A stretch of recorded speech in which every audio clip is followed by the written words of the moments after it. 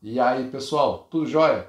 Eu sou o professor Araújo e estou de volta aqui para falar sobre os espelhos planos de novo. Esse é o nosso segundo vídeo da série sobre espelhos planos e nele eu vou falar sobre o campo visual.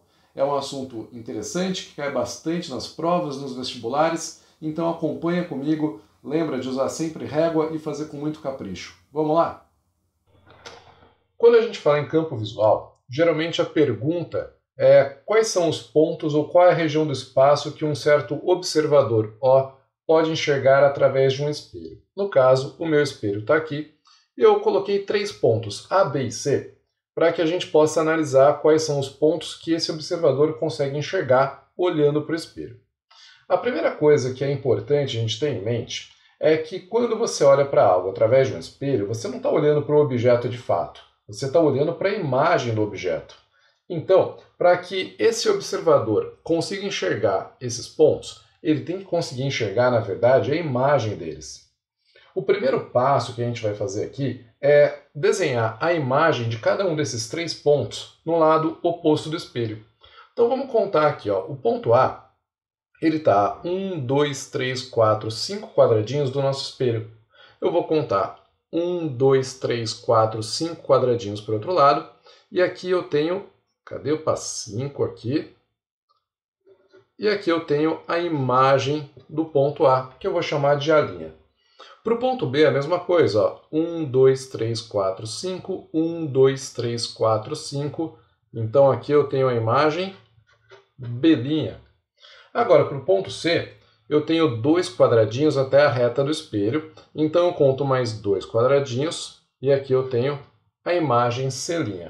Legal. Eu gosto de pensar da seguinte maneira. Eu gosto de pensar que o espelho ele está dividindo esse nosso plano aqui em 2 mundos. Do lado de lá, do lado do observador e dos objetos, a gente tem o mundo das coisas reais. E do lado de cá, atrás do espelho, a gente tem o mundo das coisas virtuais. E o espelho ele é como se fosse uma janela para o mundo virtual. Olha só, eu posso colocar as 2 canetas aqui.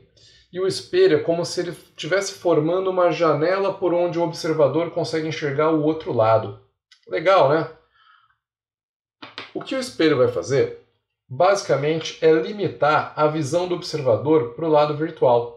Então eu tenho que desenhar 2 retas aqui, que vão do olho do observador até as bordas do espelho.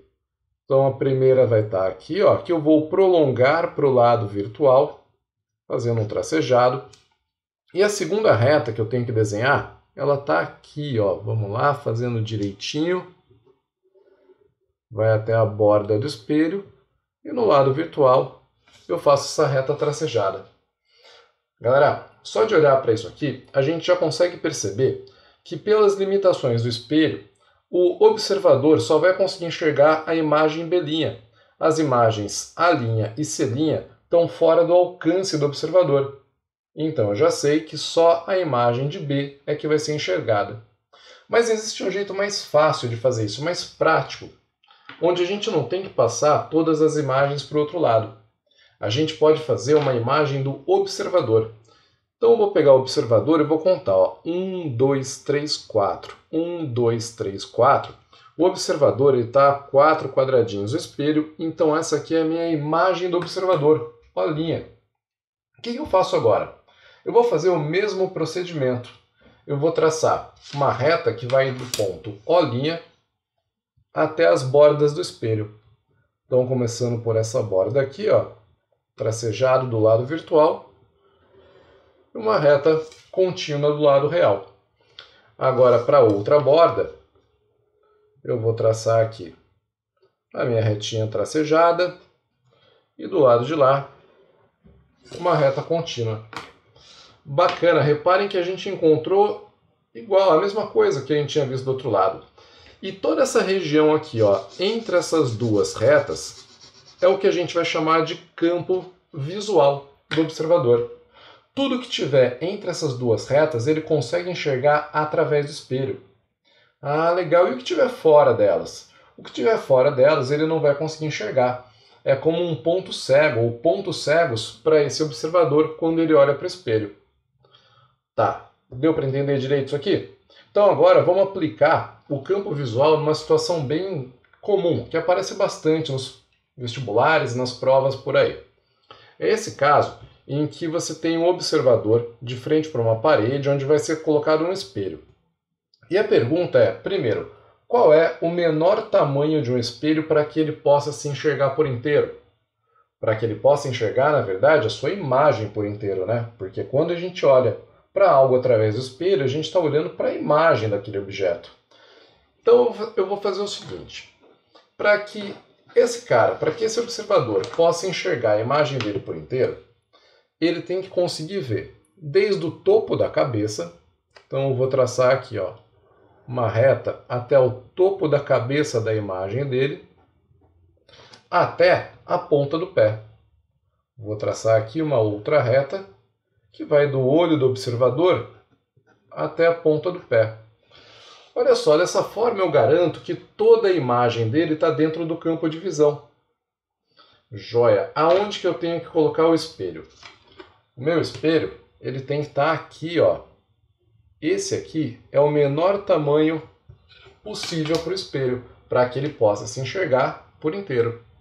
Vamos chamar esse tamanho aqui de X. Então, X é o tamanho mínimo do espelho. O que a gente pode fazer agora? A gente pode aplicar uma semelhança de triângulos.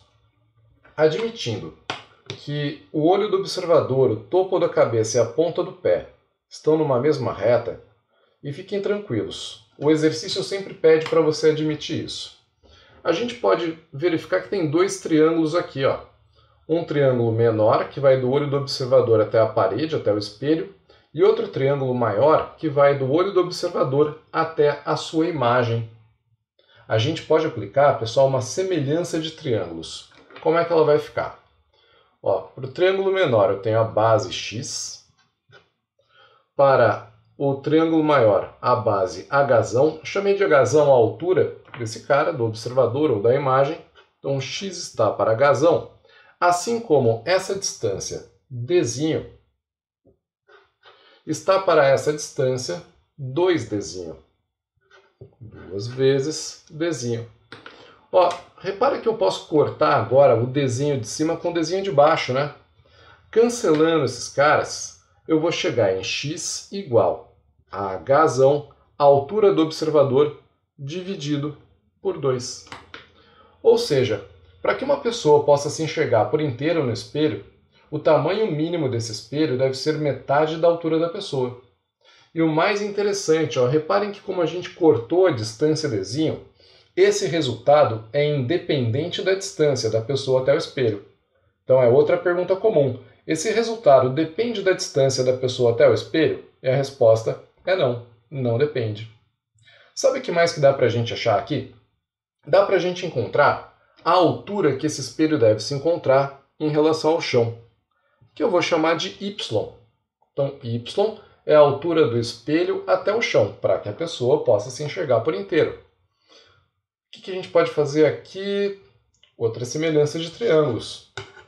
Olha só, reparem que eu posso fazer aqui um tracejado, fechando um triângulo maior. E de novo, nós temos dois triângulos aqui.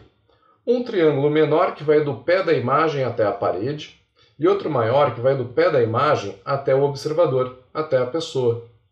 Aplicando aqui a semelhança de triângulos, igual a gente fez no primeiro caso, o que vai acontecer? Eu vou ter Y está para H. Galera, repara que H é a altura dos olhos do observador. Então vai do olho do observador até o chão. Y está para H, assim como D está para 2 vezes D. Então agora eu posso de novo cancelar a distância D. De novo, o resultado independe dessa distância. E o resultado final é que Y, a altura mínima do espelho, ou a altura exata do espelho, deve ser H dividido por 2. Legal, né? Então, para que você possa se ver no espelho por inteiro, o espelho tem que ter metade do seu tamanho e a altura dele em relação ao chão deve ser metade da altura dos seus olhos. Outro caso interessante que aparece de vez em quando é esse que está aqui. Quando o exercício pergunta para a gente sobre a distância percorrida pelo raio de luz desde um objeto até o observador. e qual é também a trajetória desse raio de luz. Mais uma vez, o que vale a pena lembrar? Que quando você olha para algo através do espelho, você não está olhando para o objeto, você está olhando para a imagem dele. Então o primeiro passo aqui, de novo, é desenhar a imagem desse ponto P no lado oposto do espelho. Reparem que aqui eu tenho 2 quadradinhos, conto mais 2 quadradinhos, e aqui eu tenho a imagem P'. Logo, para que esse observador enxergue esse objeto, ele tem que olhar, olha aqui galera, na direção da sua imagem. Então aqui, ó, direção da imagem, dessa forma. Pronto. Mas esse raio aqui, na verdade, ele não existe, né? Esse raio aqui, ó, é o raio refletido a partir desse raio incidente. Então a gente faz um traçado aqui, a gente faz uma reta aqui, desde o objeto até o espelho, e a trajetória do raio luminoso é essa. Se você quiser, pode até traçar aqui, ó, uma reta normal. Se a gente traçar uma reta normal, vai acabar percebendo que a gente desenhou o ângulo de incidência igual ao ângulo de reflexão, o que é fundamental, né? É uma lei da reflexão. Para finalizar, como que você descobre a distância percorrida pelo raio luminoso? Essa distância seria essa retinha aqui, mais essa. Esse segmento, mais esse. Só que eu posso dizer que esse segmento aqui, ó, vamos chamar esse ponto aqui de ponto I, ponto de incidência. O segmento PI tem o mesmo comprimento que o segmento P'I. Então eu posso calcular essa distância P' até o observador. Vamos chamar de P'O. Como que eu sei essa distância? Montando aqui um triângulo retângulo. Olha aqui, eu vou fazer um traçado. Primeiro na horizontal e depois outro na vertical. Olha que bacana, reparem que a gente formou aqui um triângulo retângulo. E aí, se eu souber a medida dos catetos, eu sei também a medida da hipotenusa, que é justamente o que eu quero. Usando meus quadradinhos como unidade de medida, reparem que aqui eu tenho 1, 2, 3, 4, 5, 6 quadradinhos, ou 6 unidades de distância. No outro cateto eu tenho 1, 2, 3, 4, 5, 6, 7, 8. Então são 8 quadradinhos ou 8 unidades de distância. Galera, chegamos num triângulo pitagórico, olha aqui, ó. 3, 4, 5 e seus múltiplos, no caso 6, 8 e 10. Ah, então eu já sei que a distância ΔS, que é igual ao P'O, ao segmento P'O, ela vale 10 unidades. Podem ser centímetros, metros, depende do que o problema te dá. Ah, Araújo, mas e se não for um triângulo pitagórico assim? Aí você vai aplicar o teorema de Pitágoras. Tá certo? Então é isso, gente. Certo, galera. Então esse foi o final do nosso segundo vídeo sobre os espelhos planos campo visual. Espero que vocês tenham gostado, que tenham entendido tudo, tirado suas dúvidas. E se gostou, dá aqui aquele joinha, se inscreve no canal, deixa seu comentário. Gente, valeu e até o próximo vídeo.